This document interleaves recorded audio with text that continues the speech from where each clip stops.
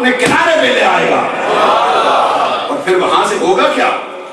اللہ تبارک و تعالیٰ فرماتے ہیں وہاں سے پھر اٹھائے گا اس کو، عدو لی ولہ، عدو لی ولہ، میرا دشمن اٹھائے گا، اس کا دشمن اٹھائے گا، تو فرعون اٹھائے گا اس کو۔ عزیزان گرامی قدر، حضرت موسیٰ علیہ السلام کا جو تذکرہ اللہ تبارک و تعالیٰ نے فرمایا، فرمایا موسیٰ وہ وقت یاد کرنا جب تیری بہن کنارے کنارے چلتی تھی، دریا میں تیرا صندوق جاتا تھا، تیری بہن ڈرتی ڈرتی کنارے کنارے جاتی تھی، اور جب وہ تیرے صندوق کو فرعون نے اٹھا لیا، فرعون اور اس کی بیوی، وقالت امرأۃ فرعون کی بیوی نے کہا تھا اپنے خامد سے، یہ کوئی عام بچہ نہیں ہے، یہ وہ نہیں جو تم سمجھے بیٹھے ہو، لا تقتلوا، اس کو قتل نہ کر، ہو سکتا ہم اس کو بچہ بنا لیں، ہمیں فائدہ دے جائے، یہ میری آنکھوں کی ٹھنڈک ہو جائے، تیری آنکھوں کی ٹھنڈک ہو جائے، عین لی ولک، تیری آنکھوں کی ٹھنڈک ہو، میری آنکھوں کی ٹھنڈک ہو۔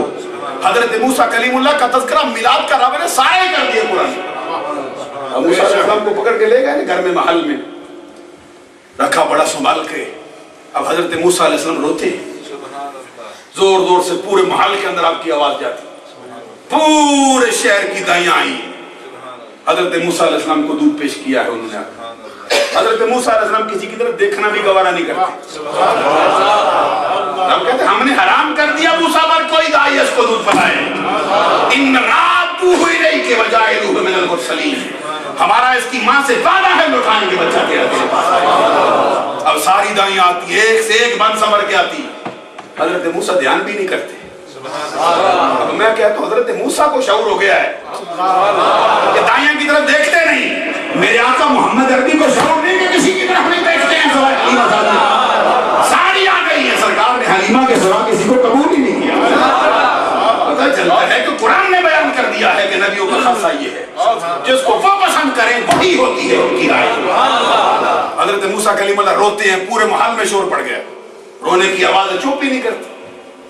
وہاں پہ چلتی چلتی آپ کی ہمشیرہ محترمہ استمشی اختک، تیری بہن بھی چلتی چلتی وہاں پہ آ گئی، فتقولو حل ادلکم، آگے انہوں نے، تیری بہن نے آگے پھر کہا ان سے، میں تمہیں گھرانہ بتاؤں جن کا دودھ یہ بچہ ضرور پیے گا۔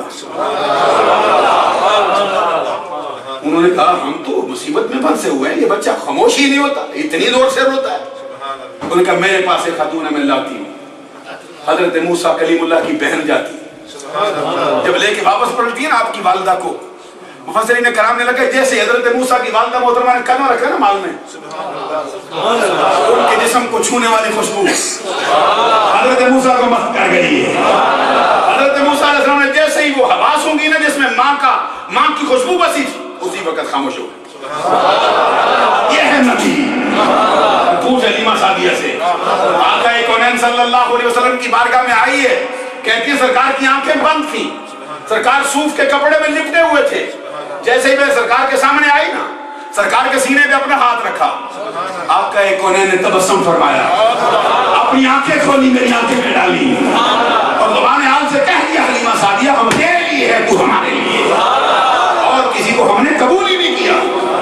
عزیزان گرامی قدر، حضرت موسیٰ کلیم اللہ کی والدہ آئی نا، حضرت موسیٰ علیہ السلام کو ڈالا گیا ان کی گود میں، انہوں نے اپنا دودھ پیش کیا، حضرت موسیٰ نے پی لیا۔ دیکھ لو انداز ان کا نبیوں کا، ان کا دودھ پیا۔ حضرت موسیٰ کلیم اللہ کی والدہ محترمہ سے فرعون نے کہا کہ تو کون خاتون ہے، اور کسی کو تو اس نے پوچھا ہی نہیں، مجھے لگتا ہے تو اس کی کوئی رشتہ دار ہے۔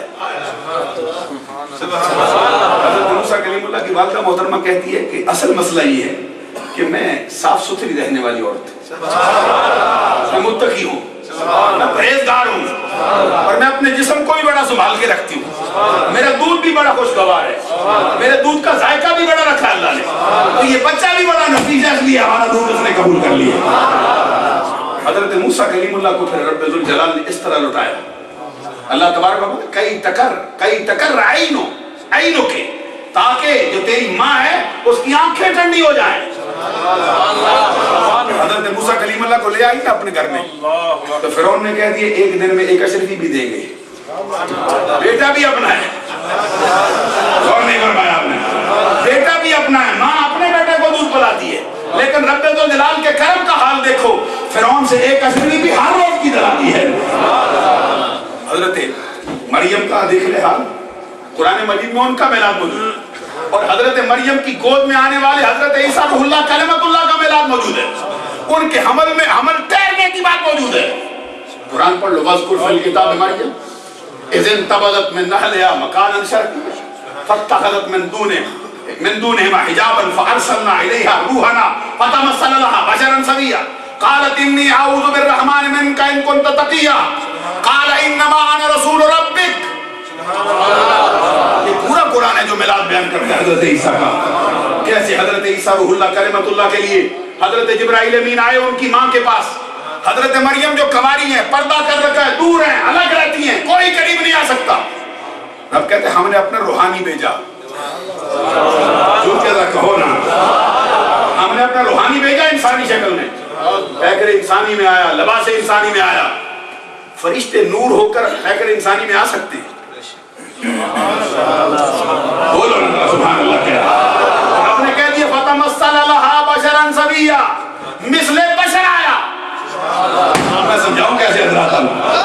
جبرائیل امین مثل بشر آئے، روحانیت میں کوئی فرق نہیں، محمد عربی آئے تو فرق کیا پڑ سکتا ہے؟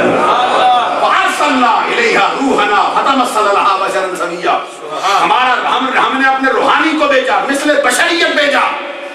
جیسے ہی آئے نا ان کے حجرے میں، حضرت مریم نے دیکھا کہ قالت اعوذ بالرحمن منک ان کنت تقیا، اگر تو نیکوکار ہے تو میں تجھ سے رب کی پناہ چاہتی ہوں، تو کدھر آ گیا میرے حجرے میں، میرے خلوت خانے میں، تیرا کدھر سے گزر ہو گیا؟ آگے سے جبرائیل امین کیا کہتے؟ انما انا رسول ربک، میں وہ نہیں جو تو سمجھے بیٹھی ہے، میں تو رب کا بھیجا ہوا ہوں، مجھے تیرے رب نے بھیجا۔ آیا کیوں؟ انما انا رسول ربک لأہب لک غلاما زکیا، اس لیے آیا ہوں تمہیں ستھرا بیٹا دوں۔ اب ایمان سے کہنا یہ بیٹے اللہ دیتا ہے یا یہ دیتے؟ اللہ تعالیٰ خود فرماتا ہے یہب لمن یشاء اناثا ویہب لمن یشاء الذکور اور یزوجہم ذکرانا واناثا ویجعل من یشاء عقیما انہ علیم قدیر۔ رب کہتا ہے رب کی شان ہے، وہ جس کو چاہتا ہے بیٹے دیتا ہے، جس کو چاہتا ہے بیٹیاں دیتا ہے، جس کو چاہتا ہے بیٹے بیٹیاں ملا کے دیتا ہے، جس کو چاہتا ہے باندھ کر دیتا ہے۔ سبحان اللہ کہتے جاؤ نا یار، رب الجلال کا اپنا مرتبہ۔ حضرت عیسیٰ روح اللہ کلمۃ اللہ کی ماں کے پاس جبرائیل امین آ گئے تھے، میں ستھرا بیٹا دینے آیا۔ ایمان سے کہنا اب جو فتوے وہاں سے لگتے ہیں، اب فتوے جو ادھر سے لگتے ہیں، جبرائیل امین سے بھی پوچھو جو کہتے ہیں میں دینے آیا۔ سدرہ کے طائر جبرائیل امین تو شرک پھیلانے آیا ہے یا شرک مٹانے آیا ہے؟ آج تو خود کہتا ہے بیٹا میں دینے آیا ہوں۔ کہتے ہیں میرے دینے کا معنی یہ ہے میں دینے کا سبب بنتا ہوں۔ اگر جبرائیل امین سبب بنے اپنی طرف نسبت کرے تو جائز ہے، نبیوں اور ولیوں کی طرف نسبت کی جائے تو پھر جائز کیوں نہیں؟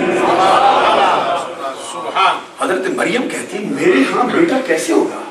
لم یمسسنی بشر ولم اک بغیا، نہ مجھے کسی مرد نے چھوا ہے، نہ کسی بشر نے ہاتھ لگایا ہے، نہ میں بدکار ہوں، میرے یہاں بچہ کدھر سے ہو سکتا ہے؟ جبرائیل امین کرتے ہیں قال کذالک،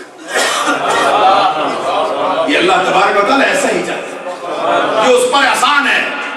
حضرت مریم کو فحملتہ، حضرت مریم کو حمل ٹھہر گیا، فانتبذت بہ مکانا قصیا، حضرت مریم کو جب اس بچے کا حمل ٹھہرا پھر آپ نے وہ علاقہ چھوڑ دیا، آپ نے وہ حجرہ چھوڑا، دور دراز مکان میں چلی گئی۔ میں کہتا ہوں حضرت مریم کے حمل کی بات قرآن میں ہو جائز ہے، آمنہ کے حمل کی بات کرنے کو جائز کیوں نہیں؟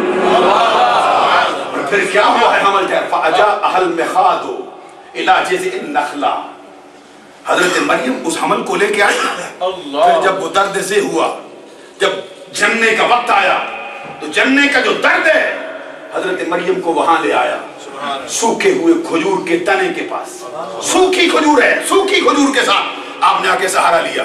کہتی کیا ہے؟ یا لیتنی مت قبل ھذا وکنت نسیا منسیا، کاش میں مر گئی ہوتی۔ حضرات غور تو فرمائیے نا، حضرت مریم کے پاس کوئی نہیں، نہ رشتہ دار، نہ دید و اقارب، نہ ماں، نہ دادی، نہ نانی، نہ بہن، نہ پھوپھی، دنیا کا کوئی رشتہ پاس نہیں، اکیلی تنے تنہا۔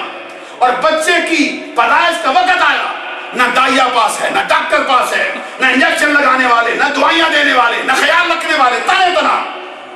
یا لیتنی مت قبل ھذا وکنت نسیا منسیا، کاش میں مر گئی ہوتی اور لوگوں کے ذہنوں سے میرا خیال ختم ہو گیا ہوتا، نسیم منسیہ ہو جاتی، میں بھولی بسری ہو جاتی۔